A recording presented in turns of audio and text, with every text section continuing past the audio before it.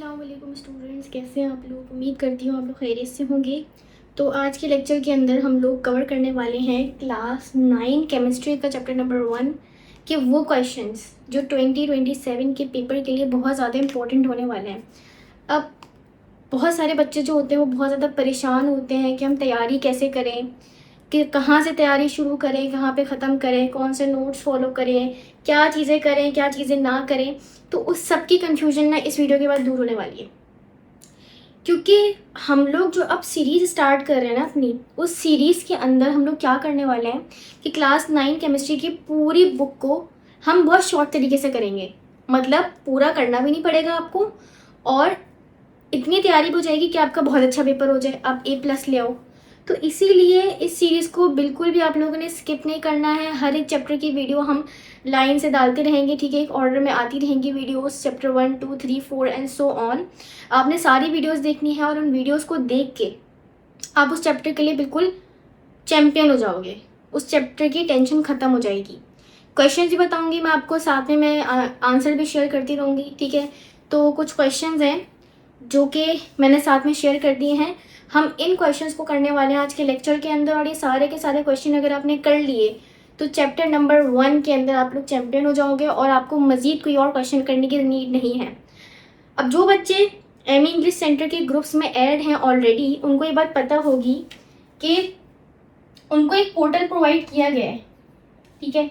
अब वो जो पोर्टल है उसमें क्या करना है कि आपको उस पोर्टल पे आपकी आईडी होगी, आपको जब लॉगिन करना होगा आपको वहाँ पे एम इंग्लिश सेंटर के नोट्स, उसके गेस्ट पेपर्स, हर एक मटेरियल मतलब मिल जाएगा वहाँ पे। जो भी चीज़ आपको रिक्वायर्ड है वो सब वहाँ पे, टेस्ट वगैरह, लेक्चर्स वगैरह सब मिल जाएंगे। अगर आप इनरोल होना चाहते हो तो जस्ट 4000 रुपीज़ फ़ीस है, और ये जस्ट वन टाइम फ़ीस है, पूरे साल की फ़ीस है। आपको एक बार पे करनी है, आपको ग्रुप में ऐड कर लिया जाएगा, और उस ग्रुप में ऐड होने के बाद आपको हर किस्म का मटेरियल प्रोवाइड किया जाएगा, live classes, recorded lectures, test वगैरह सब कुछ प्रोवाइड किए जाएंगे। तो बिना किसी देरी के आप लोग जाके इनरोल करो खुद को और बेहतरीन तैयारी करो इस साल के लिए 2027 में जो पेपर्स होने वाले हैं। इंशाल्लाह अगर आप तैयारी करते हो इस सीरीज़ को देख के तो आपका केमिस्ट्री के अंदर क्लास 9 के अंदर A+ पक्का है, ठीक है। तो बिना टाइम वेस्ट किए अब चलते हैं हम अपने लेक्चर के ऊपर। सबसे पहले तो टाइटल में लिखा हुआ है कि पहला चैप्टर हम करने वाले हैं फंडामेंटल्स ऑफ केमिस्ट्री। इसके मोस्ट इंपॉर्टेंट क्वेश्चन है 2027 के एग्जाम के लिए। पहले हम शॉर्ट क्वेश्चंस करेंगे, न्यूमेरिकल करेंगे और फिर लॉन्ग करेंगे। सबसे पहले शॉर्ट में पहला क्वेश्चन है कंप्लीट द फॉलोइंग इक्वेशन। ये पेपर में इस तरीके का सवाल आता है कि आपको कंप्लीट भी करना होता है और बैलेंस भी करना होता है। तो सबसे पहले इंस्पेक्शन मेथड हम यूज़ करेंगे, ठीक है। इंस्पेक्शन मेथड को हम यूज़ करेंगे और इस मेथड को यूज़ करके हम इनको बैलेंस करेंगे। सबसे पहले CO+O2 है और यहाँ पे CO2। अब इक्वेशन बैलेंस करने का मतलब क्या है कि इधर जितने एलिमेंट्स हैं ना उतने एलिमेंट्स उस तरफ भी हों। अब यहाँ पे अगर आपको दिख रहा होगा कि कार्बन यहाँ पे 1 है, यहाँ पे 1 है, तो हमारा कार्बन ऑलरेडी बैलेंस है। ऑक्सीजन यहाँ पे 3 है, 2 ये रहे, 1 ये रहा, लेकिन यहाँ पे 2 है। पहला रूल क्या है कि जब भी कोई एलिमेंट ऑड नंबर में हो तो उसको इवन नंबर में कन्वर्ट करो। ऑक्सीजन ऑड नंबर में है, अब यहाँ पे भी देखो ये इवन नंबर है, ये ऑड नंबर है, तो उसको इवन में कन्वर्ट करना पड़ेगा। 1 है यहाँ पे, 1 इज ऑड नंबर, तो यहाँ पे 2 लगाएंगे, तो ये 2 1 जा 2 हो गए, 2 2 4 हो गए, 4 हो गए ऑक्सीजन।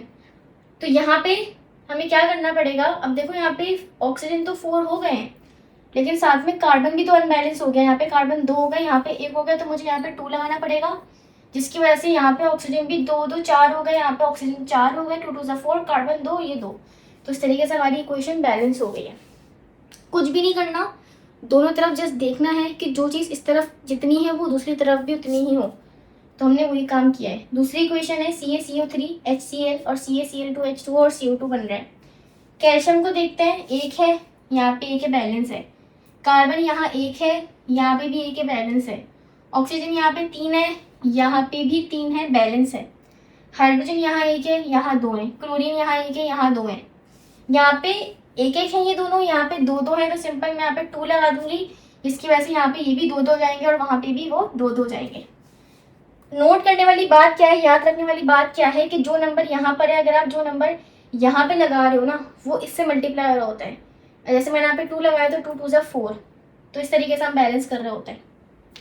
उसके बाद है KClO3, K यहाँ पे 1 है, यहाँ पे भी 1 है, Cl यहाँ पे 1 है, 1 ऑक्सीजन 3 है, लेकिन यहाँ पे 2 है। अभी हमने देखा ऑड को इवन में कन्वर्ट करना है, यहाँ पे 3 है, यहाँ पे 2 है, तो इसको ऑड नंबर को इवन में कन्वर्ट करने के लिए 2 लगाना पड़ेगा। ठीक है, 2 यहाँ पे लगाएंगे तो K 2 हो गया, Cl 2 हो गया, तो यहाँ पे भी 2 लगाना पड़ेगा ताकि 2 2 हो जाए। ऑक्सीजन 2 3 6 हो गए, तो यहाँ पे 3 लगाना पड़ेगा, जिसकी वजह से यहाँ पे भी 6 हो जाएंगे। उसके बाद है KNO3, इसको कंप्लीट करते हैं तो ये KNO2 प्लस O2 में ब्रेक होता है। K यहाँ पे 1 है, 1 है, N यहाँ पे 1 है, 1 है, O यहाँ पे 3 है, अगेन ऑड नंबर है, 2 लगा के इवन में कन्वर्ट करना पड़ेगा। 2 लगाने से ये दोनों अनबैलेंस हो गए, तो यहाँ पे 2 लगेगा ताकि ये बैलेंस हो जाए। अब जब यहाँ पे 2 लग गया तो हम ऑक्सीजन को देंगे 2 3 ज़ा 6, 2 2 ज़ा 4 और 2 6, तो ये इक्वेशन भी हमारी बैलेंस हो गई। उसके बाद कैल्शियम और H2O, इसका रिएक्शन होता है तो कैल्शियम हाइड्रोक्साइड बनता है। ठीक है, ये इक्वेशन याद करनी पड़ेगी, साथ में हाइड्रोजन गैस बनती है। बैलेंस करते हैं, कैल्शियम यहाँ पे 1 है, 1 है, हाइड्रोजन यहाँ पे 2 है, 2 2 ज़ा यहाँ पे 2 और 2 4 है, यहाँ पे 4 है और यहाँ पे 2 है, ऑक्सीजन यहाँ पे 2 है, यहाँ पे 1 है, तो यहाँ पे 2 लगाना पड़ेगा, तो हाइड्रोजन 2 2 ज़ा 4 हो जाएगा और ऑक्सीजन 2 हो जाएगा, तो ये बैलेंस हो जाएगा। उसके बाद है NaHCO3, Na2CO2 और इसमें ब्रेक हो रहा है। Na यहाँ पे 1 है, यहाँ पे 2 है, हाइड्रोजन यहाँ पे 1 है, यहाँ पे 2 है, कार्बन यहाँ पे 1 है, एक ये रहा 2 है, ऑक्सीजन यहाँ पे 3 है, 3 4 5 6। तो नोट करने वाली बात यह है कि जो चीज़ें यहाँ पर जितनी हैं वो इस तरफ डबल है। यहाँ पे Na 1 है, यहाँ पे 2 है, हाइड्रोजन 1 है, 2 है, सारी चीज़ें यहाँ के मुकाबले में वहाँ डबल है, तो जैसे यहाँ पर मैं 2 लगाऊंगी तो ये बैलेंस हो जाएगा।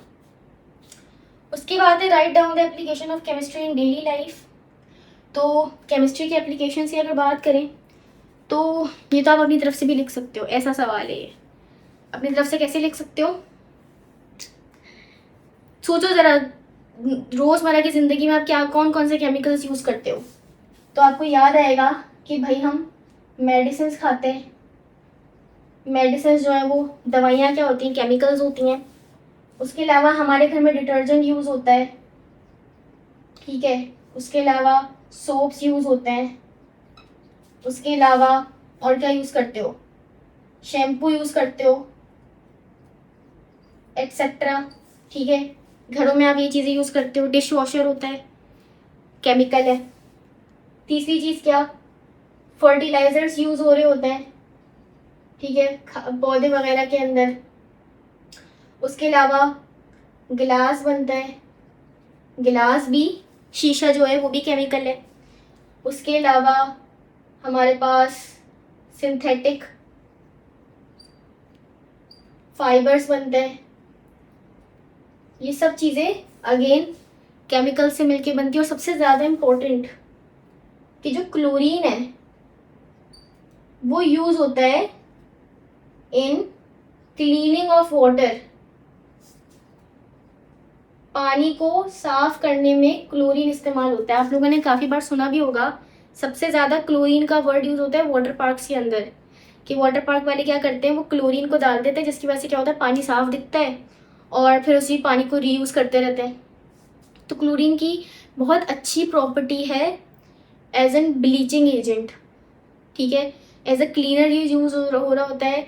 जो प्लांट्स होते हैं, आरओ प्लांट्स होते हैं, वहाँ पे पानी को क्लीन करने के लिए, प्योरीफाई करने के लिए क्लोरीन को इस्तेमाल किया जा रहा होता है। अच्छा, अब हमारे पास ये 2 क्वेश्चन हो गए हैं। तीसरे क्वेश्चन पे हम आ जाते हैं, थोड़ी सी स्पेस रहती है तो हम इधर ही लिख लेते हैं। तीसरा क्वेश्चन हमारे पास, क्वेश्चन नंबर 3 जो है ना वो है give reason, give reason.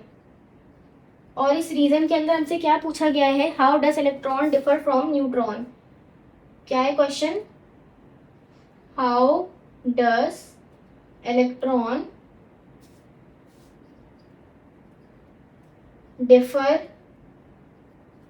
From neutron. ठीक है, अब हमसे पूछा जा रहा है कि भाई बताओ कि इलेक्ट्रॉन और न्यूट्रॉन में क्या फ़र्क है। तो देखो, पहली बात क्या कि इलेक्ट्रॉन इज नेगेटिव इलेक्ट्रॉन हमारा नेगेटिव होता है, वाइल जबकि न्यूट्रॉन इज न्यूट्रल। न्यूट्रॉन जो है वो न्यूट्रल होता है। दूसरी बात क्या कि electron revolve around nucleus while neutron is inside nucleus.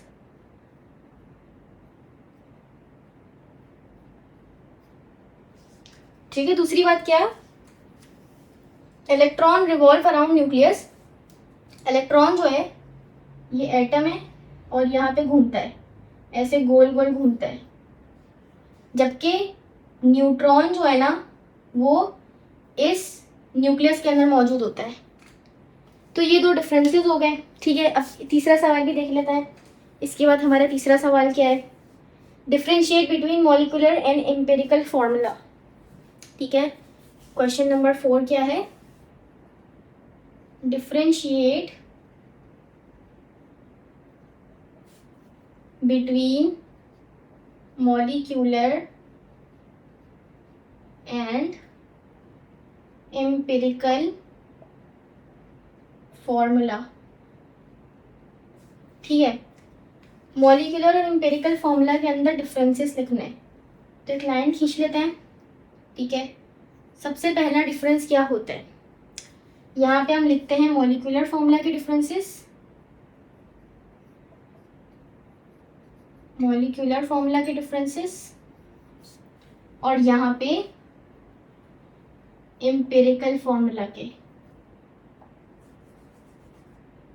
Empirical formula. सही है।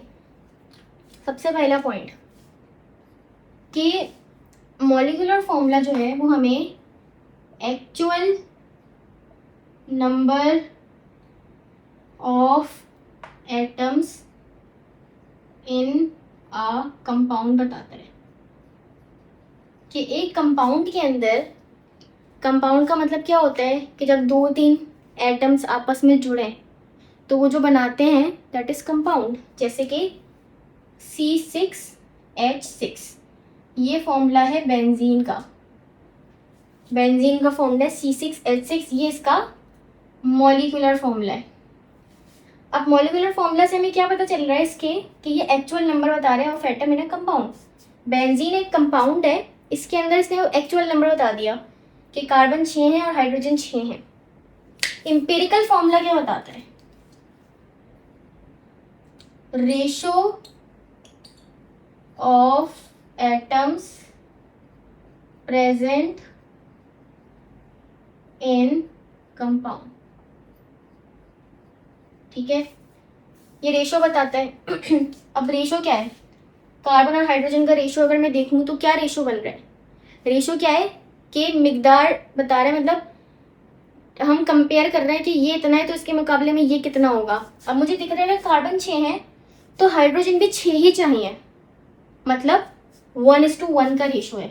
मैं इसका एम्पिरिकल फॉर्मूला क्या बना सकती हूँ, CH। अब ये CH रेशो बता रहा है कि भाई कार्बन अगर 1 होगा तो हाइड्रोजन भी 1 है, कार्बन 3 है तो हाइड्रोजन भी 3 है, कार्बन 6 है तो हाइड्रोजन भी 6 है, दैट इज रेशो। ठीक है, तो ये हमारा एम्पिरिकल फॉर्मूला कहलाएगा। ठीक है, समझ आई डिफरेंस इन मॉलिक्यूलर और एम्पिरिकल फॉर्मूले में। अब दूसरा इसका डिफरेंस क्या हो सकता है कि ये कॉम्प्लेक्स होता है थोड़ा और ये थोड़ा सिंपल होता है। क्यों सिंपल होता है, क्योंकि इसमें हम सिर्फ रेशो बता रहे हैं। देखो फॉर्मूला सिंपल हो गया CH, और C6H6 थोड़ा बड़ा फॉर्मूला है तो थोड़ा कॉम्प्लेक्स होता है, थोड़ा सिंपल होता है। तीसरा पॉइंट क्या हो सकता है, तीसरे पॉइंट के अंदर मैं कह सकती हूँ कि molecular formula can B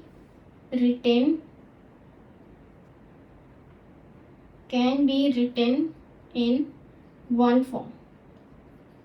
molecular formula को, अगर बेंजीन का मॉलिक्यूलर फॉर्मूला ये है तो मैं इसी तरीके से इसको लिखूंगी और कोई तरीका नहीं है। लेकिन एम्पिरिकल फॉर्मूला कैन, थोड़ी writing, can be multiple. Empirical formula एक से ज़्यादा हो सकता है, जैसे कि मैं ये भी कह सकती हूँ कि CH भी एम्पेरिकल फॉर्मूला है C6H6 का, मैं ये भी लिख सकती हूँ। C2H2 भी एम्पेरिकल फॉर्मूला है बेंजीन का, मैं ये लिख सकती हूँ कि C3H3 भी एम्पेरिकल फॉर्मूला है बेंजीन के इस फॉर्मूले का। हर फॉर्मूला क्या बता रहा है कि जो बेंजीन है उसके अंदर दोनों बराबर के होंगे। मैं C4H4 भी लिख सकती हूँ, तो ये रेशो बता दिया ना इसने कि जितने ये हैं उतने ही ये होंगे, रेशो बता दिया, दैट इज एम्पेरिकल फॉर्मूला। तो ये कुछ डिफरेंसेस हो सकते हैं दोनों के बीच के अंदर। और चौथे पॉइंट में आप लोग एग्जाम्पल लिख सकते हो, C6H6 इसकी एग्जाम्पल है, और एक्सेट्रा और भी लिख सकते हो। और यहाँ पे इसकी एग्जाम्पल में CH इसका एम्पेरिकल फॉर्मूला, या C2H2 C3H3 रेशो पता चल रहा है, इसमें हमें एग्जैक्ट नंबर पता चल रहा है। तो हम यही लिख सकते हैं मॉलिक्यूलर फॉर्मूला, C6H6 ही लिख सकते हैं मॉलिक्यूलर फॉर्मूला, क्योंकि एक्चुअल नंबर यही होता है बेंजीन में। अगर आप नंबर चेंज करोगे तो फॉर्मूला बदल जाएगा, कोई और चीज़ बन जाएगी, वो बेंजीन नहीं रहेगी। लेकिन इसके मल्टीपल एम्पेरिकल फॉर्मूलास लिख सकते हो। ठीक है, अब एक काम करते हैं, बोर्ड को रब करते हैं और जो नेक्स्ट क्वेश्चन है उनको लिखते हैं और फिर उनको सॉल्व करते हैं, ताकि वीडियो थोड़ी शॉर्ट हो जाए। क्योंकि अगर मैं यहाँ पे वीडियो रिकॉर्डिंग ऑन करके ही इसको मिटा के लिखूंगी तो टाइम ज़्यादा लगेगा, तो इसलिए हम इसको पॉज करके वापस से यहीं से कंटिन्यू करते हैं। अच्छा, अब उसके बाद हमारे पास नेक्स्ट क्वेश्चन है, question number 5, write down the formula and one use of the following. सबसे पहले सोडा एच हम कहते हैं Na2CO3 को, सोडियम बाइकार्बोनेट को, और ये हमारे पास यूज़ होता है गिलास बनाने के अंदर, गिलास बनाया जाता है इससे। उसके अलावा बेकिंग सोडा का फॉर्मूला होता है सोडियम बाइकार्बोनेट NaHCO3, और ये बेकिंग में यूज़ होता है ऐसे जैसे कि लिखा हुआ है। ठीक है, बेकिंग सोडा। वॉशिंग सोडा का फॉर्मूला होता है Na2CO3.10H2 10H2O। ठीक है, इसका फॉर्मूला होता है। अब इसके यूज़ की अगर बात करें तो ये क्लीनिंग में यूज़ होता है। ठीक है, कपड़ों की सफाई में यूज़ होता है, क्लीनिंग के अंदर मेनली यूज़ हो रहा होता है, एंड वाटर की प्यूरिफिकेशन में भी। ठीक है, वाटर प्यूरिफिकेशन में भी यूज़ हो जाता है, बल्कि नहीं, water hardness, removal of water hardness.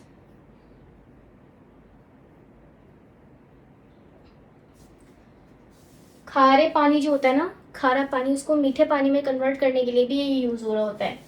अच्छा, उसके बाद न्यूमेरिकल है हमारे पास। ठीक है, न्यूमेरिकल्स में क्या है, calculate number of moles and number of molecules present in 8 gram of C6H12O6। तो सबसे पहले इसके लिए मोल्स और मॉलिक्यूल्स के फॉर्मूलाज के लिए हमारे पास 3 फॉर्मूलाज होते हैं। एक होता है नंबर ऑफ मोल्स का formula, mass upon molar mass.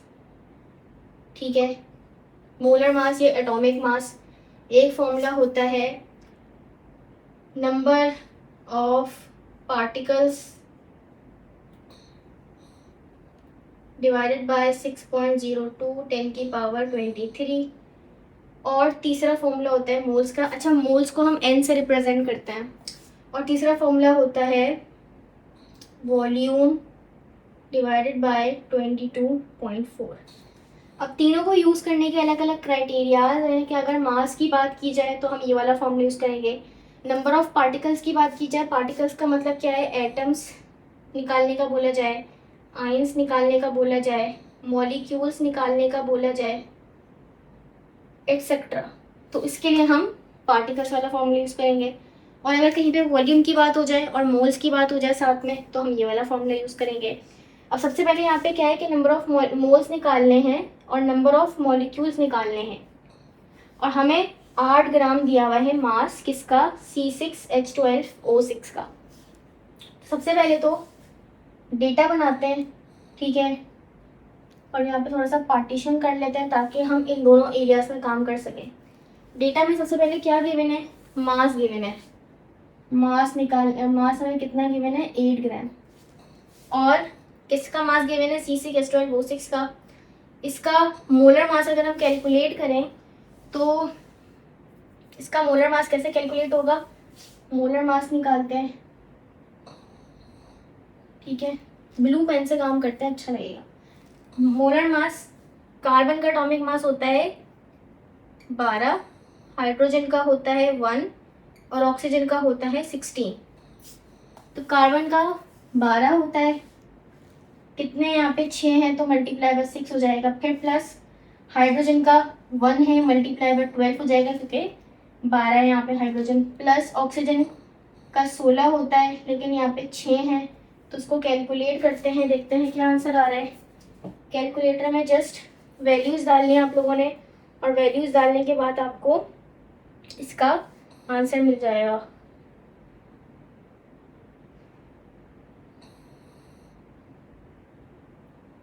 तो यहाँ पे हमारे पास आंसर निकल कर आ रहा है 180, ठीक है, 180 इसका आंसर निकल कर आ गया। मोलर मास पता चल गया। उसके अलावा हमें मोल्स और नंबर ऑफ मॉलिक्यूल्स निकालने का बोला गया है, तो मोल्स निकालने हैं और मॉलिक्यूल्स निकालने हैं, ठीक है, ये दो चीज़ें हमें निकालने की बोली गई हैं। सॉल्यूशन पर आते हैं। अब यहाँ पे हमें मास दिया हुआ है, मोल्स निकालने, ठीक है, मास गिवन है 8 ग्राम, तो कौन सा फॉर्मूला लगेगा, ये वाला, क्योंकि मास गिवन है तो n equals to number of moles निकालने हैं। मास कितना है, 8 डिवाइडेड बाय 180। इसको सॉल्व करते हैं तो हमारे पास क्या आंसर आएगा,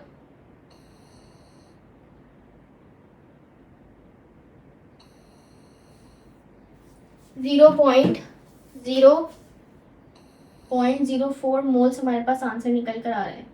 लेकिन हमसे बोले मॉलिक्यूल्स भी निकालो, और मैंने क्या बोला था कि नंबर ऑफ पार्टिकल्स का फॉर्मूला यूज होगा जब आपसे बोला जाए कि एटम्स निकालो, आइंस निकालो या मॉलिक्यूल्स निकालो, तो ये वाला फॉर्मूला यूज करेंगे। Number of moles equals to, यहाँ पे हमें नंबर ऑफ पार्टिकल्स निकालने हैं और 6.02 तो कांस्टेंट नंबर है। पार्टिकल्स के अंदर हमें मॉलिक्यूल्स का बोला गया है, डिवाइडेड बाय 6.02 और 10 की पावर 23। इसको उधर भेज देंगे क्योंकि मुझे मॉलिक्यूल्स निकालने हैं, तो मॉलिक्यूल्स के लिए क्या फॉर्मूला बन जाएगा, n मल्टीप्लाई बाय 6.02 10 की पावर 23। n कितने निकाले हमने, number of moles 0.04 multiply by 6.02 10 की पावर 23। इसको सिंपल कैलकुलेटर में रखते हैं और आंसर निकाल लेते हैं।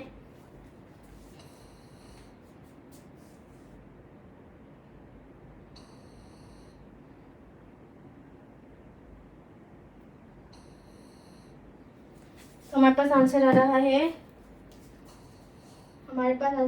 2.4 और 10 की पावर 23। मॉलिक्यूल्स निकाले हैं तो मॉलिक्यूल्स का यूनिट मॉलिक्यूल्स ही होगा, ठीक है।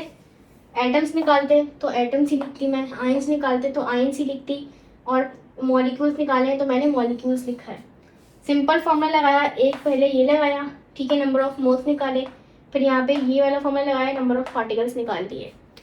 दूसरा सवाल है, calculate number of atoms present in 9.2 gram of Ca, मतलब कैल्शियम, ठीक है, Ca कैल्शियम का सिंबल होता है। अगेन एटम्स निकालने, यानी कि ये वाला फॉर्मूला लगेगा, एटम्स आयन है, मॉलिक्यूल्स के लिए ये फॉर्मूला लगता है, पार्टिकल्स का ये वाला फॉर्मूला लगेगा। लेकिन एक मसला है, अगर मुझे पार्टिकल्स निकालने हैं तो मुझे नंबर ऑफ मोल्स पता होने चाहिए, जो कि अगेन मुझे नहीं पता। अब क्या करेंगे, जैसे ऊपर वाला सॉल्व करें, ये वाला सॉल्व करेंगे कि पहले हम यहाँ से नंबर ऑफ मोल्स निकालेंगे क्योंकि हमें मास गिवन है, और फिर इसको इस वाले फॉर्मूले में पुट कर देंगे। तो डेटा बनाते हैं पहले। डेटा में हमें क्या क्या गिवन है, हमें गिवन है मास कितना, 9.2 ग्राम, और हमें एटॉमिक मास भी गिवन है सवाल के अंदर, कैल्शियम का कितना है, 40। उसके अलावा हमें बोला जा रहा है कि एटम्स निकालो। तो सॉल्यूशन पर आते हैं, पहले लगाएंगे ये वाला फॉर्मूला, मास कितना है 9.2 डिवाइडेड बाय मोलर मास ये रहा 40। सॉल्व करते हैं, देखते हैं क्या आंसर आ रहा है। तो 9.2 डिवाइडेड बाय 40,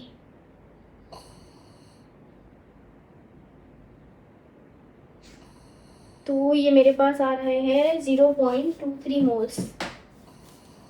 0.23 मोल्स आ रहे हैं, ठीक है।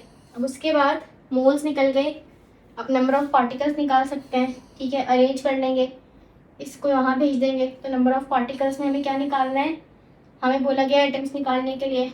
तो एटम्स के लिए क्या फॉर्मूला बन जाएगा, number of moles multiply by 6.02 और 10 की पावर 23। तो एटम्स के लिए नंबर ऑफ मोल्स निकले हैं 0.23 मल्टीप्लाई बाय 6.02 और 10 की पावर 23। कैलकुलेटर में डालते हैं, सॉल्व करते हैं और आंसर निकालते हैं। तो 0.23 मल्टीप्लाई बाय 6.02, तो हमारे पास आंसर आ रहा है, एटम्स हमारे पास निकल कर आ रहे हैं 1.4 है ना, यस हमारे पास 1.4 आ रहे हैं मल्टीप्लाई बाय 10 की पावर 23 एटम्स, ठीक है। एटम्स निकाले तो एटम्स के लिए एटम्स का ही यूनिट यूज़ होगा। बहुत इजी से न्यूमेरिकल थे, दोनों एक जैसे हैं, ठीक है। मास गिवन हो तो फॉरन मोल्स निकाल लो और फिर मोल्स के ज़रिए ये वाला फॉर्मूला लगा के अगर एटम्स आयन या मॉलिक्यूल जो भी निकालने का बोला हो वो निकाल लो। अब अगेन इसको रब करते हैं और नेक्स्ट क्वेश्चन लिखते हैं। नेक्स्ट लॉन्ग क्वेश्चन है हमारे पास, ठीक है, और एक न्यूमेरिकल है और इसके बाद लॉन्ग क्वेश्चन है। तो पहला जो हमारे पास यहाँ पे थर्ड न्यूमेरिकल जो है that is calculate number of moles in 40 gram of H2O। सबसे पहले डेटा की अगर बात की जाए तो डेटा में हमें मास गिवन है कितना 40 ग्राम और हमें मोल्स निकालने का बोला गया है, और वाटर का मोलर मास अगर बात करें तो हाइड्रोजन का होता है 1, ऑक्सीजन का होता है 16। तो हाइड्रोजन का होता है 1 लेकिन यहाँ पे 2 है तो मल्टीप्लाई बाय 2 प्लस ऑक्सीजन का होता है 16, तो ये 18 हमारे पास आ जाएगा आंसर। उसके बाद सॉल्यूशन पर आते हैं, कौन सा फॉर्मूला यूज़ करेंगे, मास वाला, क्योंकि यहाँ पे हमें मास गिवन है तो नंबर ऑफ मोल्स निकालने हैं। मास कितना गिवन है 40 डिवाइडेड बाय मोलर मास कितना है 18। इसको सॉल्व करेंगे और हमारे पास नंबर ऑफ मोल्स निकल कर आ जाएंगे। इसको सॉल्व करते हैं, 40 डिवाइडेड बाय 80 इक्वल्स टू मेरे पास आंसर आ रहा है 2.22 मोल्स। 2.22 मोल्स मेरे पास आंसर निकल कर आ रहा है। सिंपल सा छोटा सा था इसलिए मैंने जगह यहाँ पे कम ही छोड़ी थी। उसके बाद अब नेक्स्ट है name the branches of chemistry and discuss any 5। सबसे पहले ब्रांचेस का नेम लिख लेते हैं, ठीक है। आंसर पर आते हैं, सबसे पहले हमारे पास फिजिकल केमिस्ट्री आ गई, ठीक है, फिजिकल केमिस्ट्री। उसके बाद है मेरे पास ऑर्गेनिक केमिस्ट्री, केमिस्ट्री में बार बार नहीं लिख रही, डैश डाल रही हूँ। तीसरी है मेरे पास इनऑर्गेनिक केमिस्ट्री, ठीक है। चौथी है बायोकेमिस्ट्री, ठीक है। उसके अलावा पांचवी है इंडस्ट्रियल केमिस्ट्री, ठीक है, इंडस्ट्रियल केमिस्ट्री। छठी है एनवायरमेंटल केमिस्ट्री, ठीक है। उसके अलावा सातवीं है ग्रीन केमिस्ट्री, ग्रीन केमिस्ट्री। आठवीं है एनालिटिकल केमिस्ट्री। इसके अलावा नवीं है हमारे पास क्वांटम केमिस्ट्री, क्वांटम केमिस्ट्री हो गई। उसके अलावा 10वीं है हमारे पास मेडिसिनल केमिस्ट्री, मेडिसिनल केमिस्ट्री। और 11वीं है हमारे पास न्यूक्लियर केमिस्ट्री। तो टोटल हमारे पास 11 केमिस्ट्री की टाइप्स हैं, जिसमें से हमें बोला गया है कि शुरू की 5 को एक्सप्लेन करो। सबसे पहली हमारे पास कौन सी है?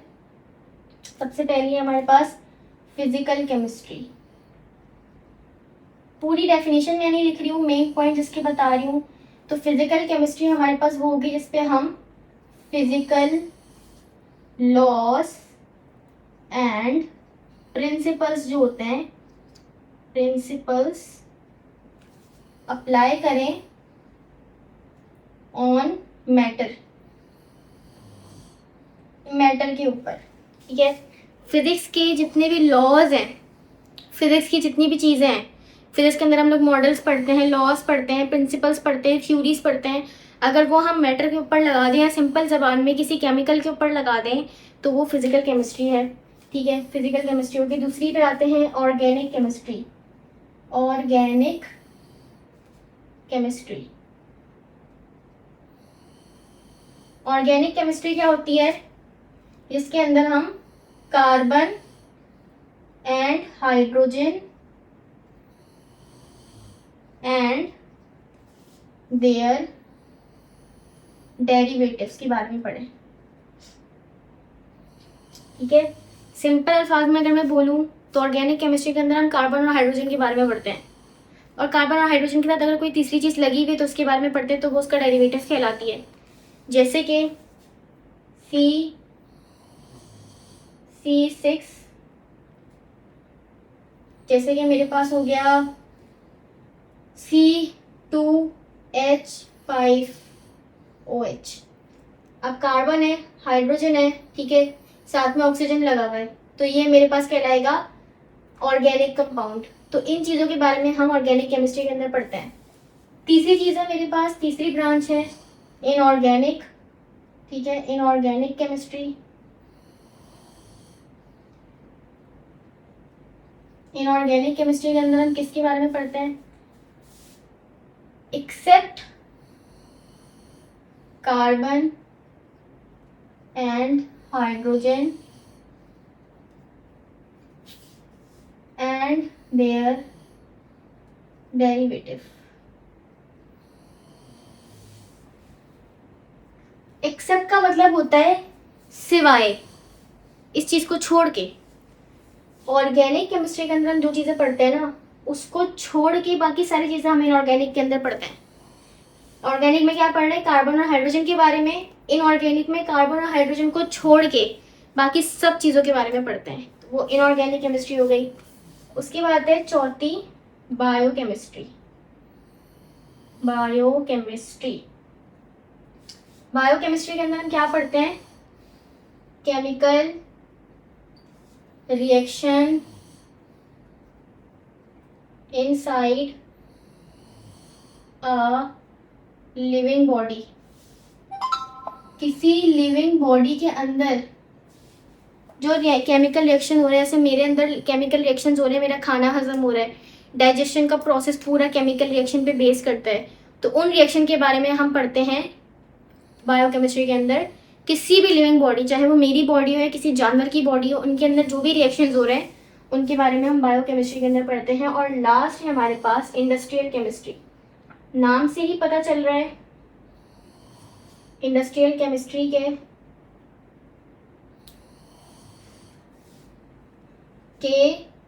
केमिकल रिएक्शंस occurring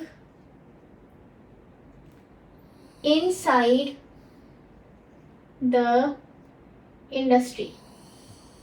किसी इंडस्ट्री के अंदर अगर कोई केमिकल रिएक्शन हो रहा है, अब आप लोग देखते होंगे कि फैक्ट्रीज के अंदर बहुत बड़े बड़े पैमाने पे केमिकल रिएक्शंस हो रहे होते हैं, तो वो जो केमिकल रिएक्शंस हो रहे हैं ना, उनके बारे में हम पढ़ते हैं इंडस्ट्रियल केमिस्ट्री के अंदर। ठीक है, तो यही हमारा एक लॉन्ग का क्वेश्चन बन जाएगा। आंसर मैंने आपके साथ शेयर कर दिया है, ठीक है, साथ साथ आंसर को देखते जाओ और आपको अच्छे से समझ आता जाएगा। तो ये एक लॉन्ग क्वेश्चन हो गया, एक और लॉन्ग क्वेश्चन और एक कॉन्सेप्चुअल बेस्ड क्वेश्चन है, उसके बाद चैप्टर एंड हो जाएगा। तो हम इसको यहाँ पे पॉज करते हैं, फिर मैं नेक्स्ट क्वेश्चन लिखती हूँ और साथ में मैं कॉन्सेप्चुअल भी लिख दूँगी ताकि एक ही उसमें कवर हो जाए। अच्छा, तो बस ये लास्ट 2 क्वेश्चंस रह गए, उसके बाद हमारा चैप्टर कंप्लीट हो गया है। पहला क्वेश्चन क्या है हमारे पास, identify the difference among the following. तो तीनों के बीच में डिफरेंसेस लिखना है। पहला है एटम और आयन, तो एटम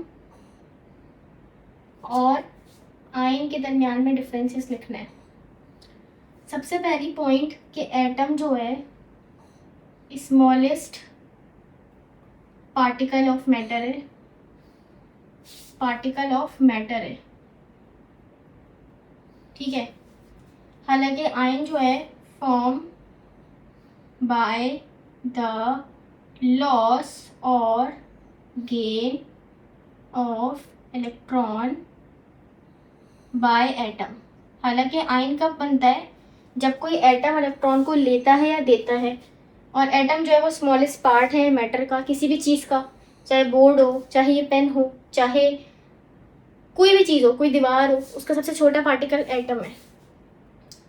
एटम जो होता है ना वो न्यूट्रल होता है, हालांकि आयन जो होता है वो नॉट न्यूट्रल, उस पर कोई ना कोई चार्ज होता है, चार्ज होता है, या तो पॉजिटिव या फिर नेगेटिव, दोनों में से कोई एक चार्ज होता है आयन पे, ठीक है।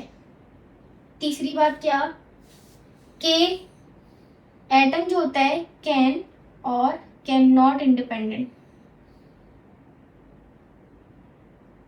एटम ज़रूरी नहीं है कि इंडिपेंडेंट हो, कभी हो भी सकता है, कभी नहीं भी हो सकता, आज़ाद कभी घूम भी सकता है, कभी नहीं घूम सकता है। लेकिन आयन जो होता है वो डिपेंडेंट होता है, आयन जो है वो डिपेंडेंट होता है, यानी कि वो किसी और एटम पे डिपेंड करता है कि वो उसको इलेक्ट्रॉन दे या ले तो ही वो स्टेबल होगा।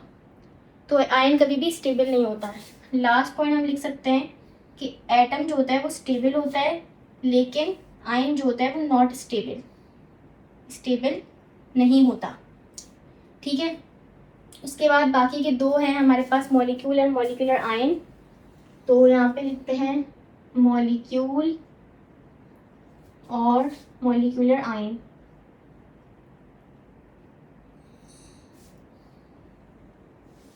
ठीक है। तो मॉलिक्यूल क्या है, स्मॉलेस्ट पार्ट ऑफ कंपाउंड। किसी कंपाउंड का स्मॉलेस्ट पार्ट हमारे पास मॉलिक्यूल है। और molecular ion form by loss और gain of electron by molecule. Molecular ion कब बनता है, जब कोई मॉलिक्यूल इलेक्ट्रॉन को गेन या लूज कर रहा है। और मॉलिक्यूल क्या है, कोई केमिकल फॉर्मूला है, जैसे कि Na2CO3 है, इसका सबसे छोटा हिस्सा किसी मॉलिक्यूल, किसी केमिकल कंपाउंड का, केमिकल कंपाउंड बोलूँ या कंपाउंड बोलूँ, सिर्फ का सबसे छोटा हिस्सा है इस मॉलिक्यूल, ठीक है।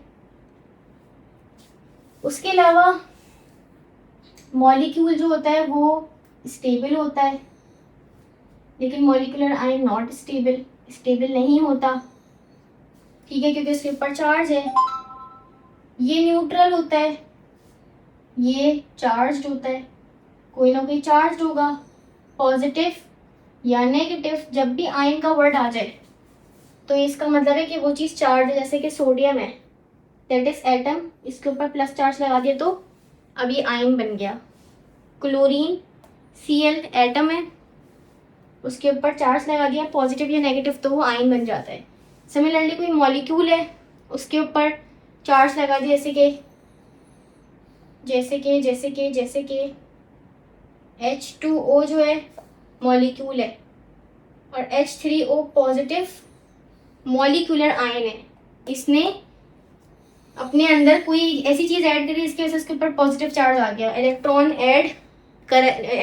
निकाला है, कुछ तो ऐसा किया कि पॉजिटिव चार्ज आ गया, तो इसीलिए ये कहलाते हैं मॉलिक्यूलर आयन, ठीक है।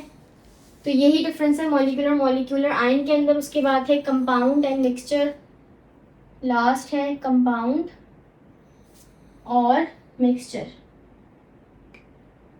ठीक है। तो कंपाउंड क्या होता है, कंपाउंड हमारे पास होता है के कॉम्बिनेशन ऑफ एटम। जब बहुत सारे एटम्स आपस में कंबाइन हों तो ये हमारे पास कंपाउंड बनाता है। मिक्सचर क्या है? Mixing of substances. कोई भी दो चीजें आपस में मिक्स कर दो, दैट इज मिक्सचर। यहाँ पे बॉन्डिंग होती है, ठीक है, बॉन्ड बनते हैं, ionic bond, covalent bond, coordinate covalent bond. लेकिन मिक्सचर के अंदर हमारे पास ओनली मिक्सिंग होती है, नो बॉन्डिंग, कोई बॉन्डिंग नहीं बनती। कंपाउंड हमेशा होमोजेनस होता है। होमोजेनस का मतलब कह सकते हैं एक शक्ल में मिलता है, लेकिन मिक्सचर होमोजेनस भी हो सकता है एज वेल एज हेट्रोजेनस भी हो सकता है, ठीक है। तो ये मैंने कुछ डिफरेंसेस लिख दिए आपको समझाने के लिए कि कंपाउंड क्या है, एक केमिकल है, ठीक है, वो उसके अंदर एटम्स आपस में बॉन्ड बनाए हुए हैं। लेकिन मिक्सचर में क्या है कि कोई एलिमेंट्स आपस में बॉन्ड नहीं बनाए हुए, वो जस्ट मिक्स हुए हैं। आप उसको अलग कर सकते हो, ठीक है। तो ये भी पॉइंट बना सकते हो कि कैन नॉट बी सेपरेटेड। यहाँ पे चीज़ें सेपरेट नहीं हो सकती, लेकिन कैन बी सेपरेटेड मिक्सचर में हो सकती हैं। जैसे कि इसकी एग्जांपल दूँ मैं, अगर मैंने पानी लिया, चीनी ली, मिक्स कर दिया, या पानी लिया, नमक डाला, मिक्स कर दिया, मिक्सचर हो गया, ये दोनों को मिक्स कर दिया।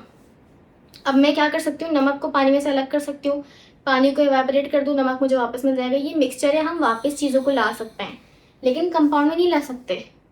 मैं नमक दे दूँ और नमक दे के बोलूँ भाई NaCl है नमक, इसमें से सोडियम अलग करो, क्लोरीन अलग करके मुझे दो, तो आप क्या करके दे सकते हो?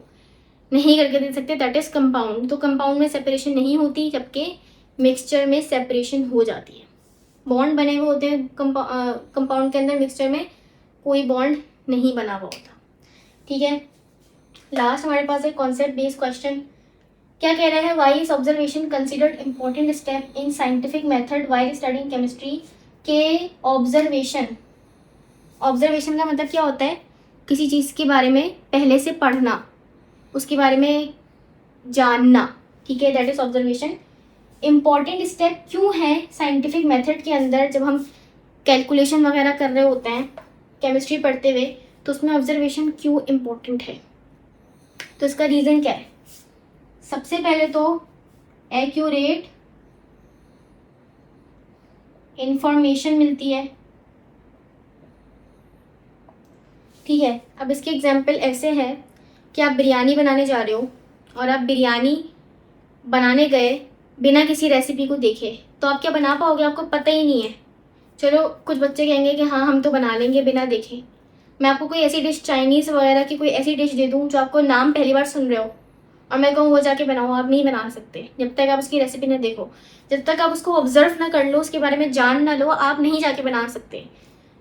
उसको ऑब्जर्व करने से क्या होगा? पहले से आपने कोई रेसिपी देख लिया, पढ़ लिया, तो आपको जान जाओगे, आपको करेक्ट इन्फॉर्मेशन मिल जाएगी, सही इन्फॉर्मेशन मिल जाएगी कि क्या क्या डलेगा, कैसे बनेगा। तो इसीलिए ऑब्जर्वेशन इंपॉर्टेंट है एक्यूरेट इन्फॉर्मेशन के लिए, जिससे क्या होता है, ये हेल्प करती है एक्यूरेट इन्फॉर्मेशन हमें कैलकुलेशन में एंड करेक्ट रिजल्ट निकालने में, ठीक है। दो चीज़ों में हेल्प करती है ये एक्यूरेट इन्फॉर्मेशन। कैलकुलेशन आपकी सही होगी, ठीक है, और आपका रिजल्ट सही निकल कर आएगा, तो इसीलिए हम यूज़ करते हैं। तो इसी के साथ हमारे पूरा चैप्टर नंबर 1 कंप्लीट हो गया है।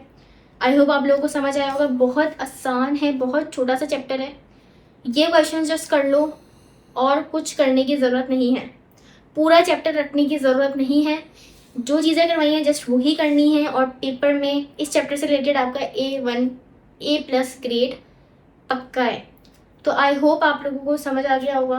कोई क्वेश्चन है कमेंट में पूछो, मैं पूरी कोशिश करूँगी रिप्लाई करने की, या फिर आप लोग अगर ग्रुप में ऐड हो तो आप मुझे पर्सनली भी मैसेज कर सकते हो। मैं आपको कोशिश करूँगी कि आपको रिप्लाई करूँ और आपकी डाउट्स क्लियर करूँ, ठीक है। इसी के साथ हम इस वीडियो को यहाँ पे एंड करते हैं। इंशाल्लाह फिर नेक्स्ट लेक्चर में हम चैप्टर नंबर 2 करेंगे। तब तक के लिए अल्लाह हाफिज़।